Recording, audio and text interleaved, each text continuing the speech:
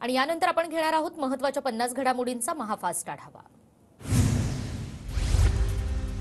आज हिवाळी अधिवेशनाचा शेवटचा दिवस। मराठा आरक्षणासाठी विशेष अधिवेशन बोलावल्यानंतर आज विशेष अधिवेशनावर चर्चा होण्याची शक्यता।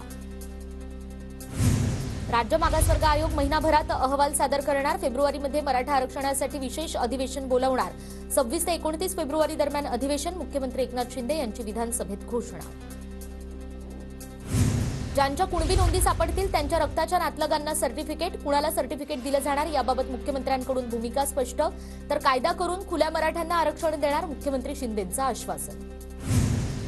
शिंदेंची आजची भूमिका सकारात्मक, पण फेब्रुवारीची मुदत मान्य नाही। कुणबी सर्टिफिकेट देताना रक्ताचे नातलग कसे गृहीत धरणार यावर 24 डिसेंबर आधी स्पष्टता द्या, मनोज जरांगे पाटलांची भूमिका। तर मराठा आरक्षणावर कायदा करायचा असल्यास 24 डिसेंबरच्या आत करा, 24 तारखेच्या डेडलाईनवर जरांगे ठाम। मनोज जरांगेंनी 24 डिसेंबरला आंदोलन पुकारलं तर सहभागी होणार। प्रहार संघटना आंदोलनात सहभागी होणार, बच्चू कडूंचं वक्तव्य। मराठा आरक्षणावर मुख्यमंत्र्यांचं गोलमोल भाषण। ठोस भूमिका घ्यायचीच नव्हती तर प्रस्ताव कशासाठी आणला, अंबादास दानवेंचा सवाल।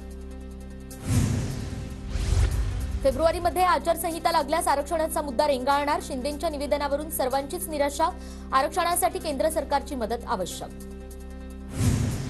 मनोज जरांगेंच्या मराठा संवाद दौऱ्याला आजपासून सुरुवात। आजपासून ते 23 डिसेंबर दरम्यान बीड, जालना, परभणी, लातूर जिल्ह्याचा दौरा। 23 डिसेंबरला बीडमध्ये जरांगे पाटलांची इशारा सभा।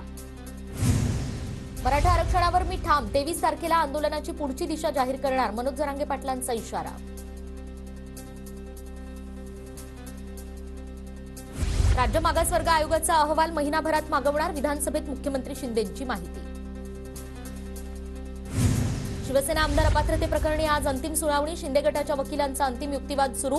विधानसभा अध्यक्ष 10 जानेवारीपर्यंत निकाल देणार। मंत्री छगन भुजबळांविरोधात कोल्हापुरातील मराठा आंदोलक आक्रमक। भुजबळांच्या पोस्टरला काळं फासलं। मराठा समाज आणि जरांगेंविरोधात वक्तव्य केल्यानं संताप। अधिवेशन काळात तब्बल 141 खासदारांचं निलंबन। संसद घुसखोरीच्या प्रकरणावरून चर्चेचा वाद। निलंबनामुळे लोकसभेत युपीएचं 1/3 संख्याबळ घटलं। निलंबित खासदारांसाठी लोकसभा सचिवालयाकडून परिपत्रक। निलंबित खासदारांना संसद भवनातील चेंबर्स, लॉबी आणि गॅलरीत प्रवेश नाही। संसदीय समितीच्या बैठकांना उपस्थित राहण्यावरही बंदी। विरोधी पक्षांनी विरोधी बाकांवरच बसण्याची मानसिक तयारी केली आहे। इंडिया आघाडीला 2024 मध्ये आतापेक्षाही कमी जागा मिळतील।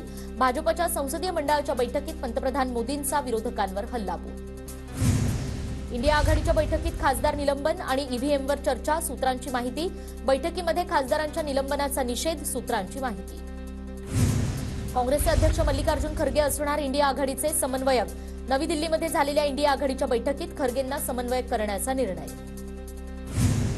उद्धव ठाकरेंनी केजरीवालांची नाराजी दूर केली। ठाकरेंवर इंडियातील नेत्यांची नाराजी दूर करण्याची जबाबदारी असल्याची सूत्रांची माहिती। नाराजी दूर करण्यासाठीच काल ठाकरेंनी घेतली होती केजरीवालांची भेट। देशातील लोकशाही वाचवायची असेल तर एकजूट महत्वाची। सगळ्यांनी एकत्र येण्याचा उद्देशही लोकशाही वाचवण्याचाच, उद्धव ठाकरेंची भूमिका। मुख्यमंत्री शिंदे आज संघाच्या रेशीमबाग कार्यालयात जाणार। मुख्यमंत्री शिंदे डॉक्टर हेडगेवार यांच्या पुतळ्याला अभिवादन करणार। उपमुख्यमंत्री देवेंद्र फडणवीसही उपस्थित राहणार।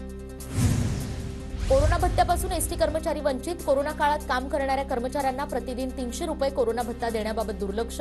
योग्य कारवाईचे एसटी प्रशासनाचे आदेश। रायगडमधील 112 गावात तिसरी मुंबई उभारणार। 323 चौरस किलोमीटर क्षेत्राचे एमएमआरडीए भूसंपादन करणार। शिवडी धावाशेवा सागरी सेतूजवळच्या गावात तिसरी मुंबई वसवण्याचा राज्य शासनाचा निर्णय।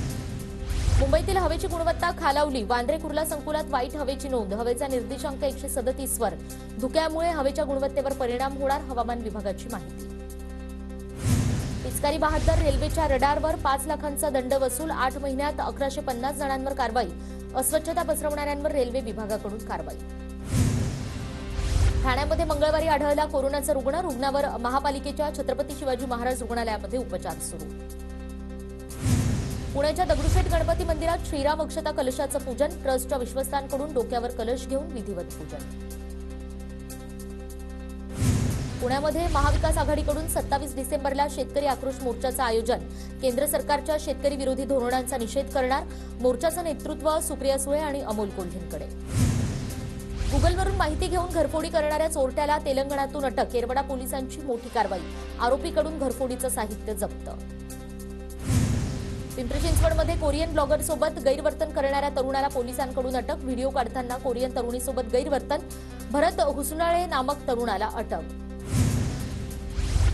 परदेशी विद्यापीठांच्या अभ्यासक्रमांबाबत नियमावली. देशातील उच्च शिक्षण संस्थांनी यूजीसीच्या पूर्व परवानगीशिवाय परदेशी विद्यापीठांच्या सहकार्यानं अभ्यासक्रम राबवू नये. यूजीसीचा विद्यापीठांना इशारा. लोकपाल नियुक्तीसाठी विद्यापीठांना 31 डिसेंबरची मुदत. नियमांचं उल्लंघन केल्यास विद्यापीठाची नावं जाहीर करण्याचा यूजीसीचा इशारा. नाशिक जिल्ह्यात 9 महिन्यात 67% महसूल वसुली. 299 कोटींपैकी 146 कोटींचा महसूल वसूल. गौण खनिज विभागाचा 80% महसूल वसुलीचा वाटा. मतलई वाऱ्यांमुळे कोकणातील मच्छीमारी व्यवसाय संकटात. बदलत्या हवामानाचा मच्छीमारी व्यवसायाला फटका.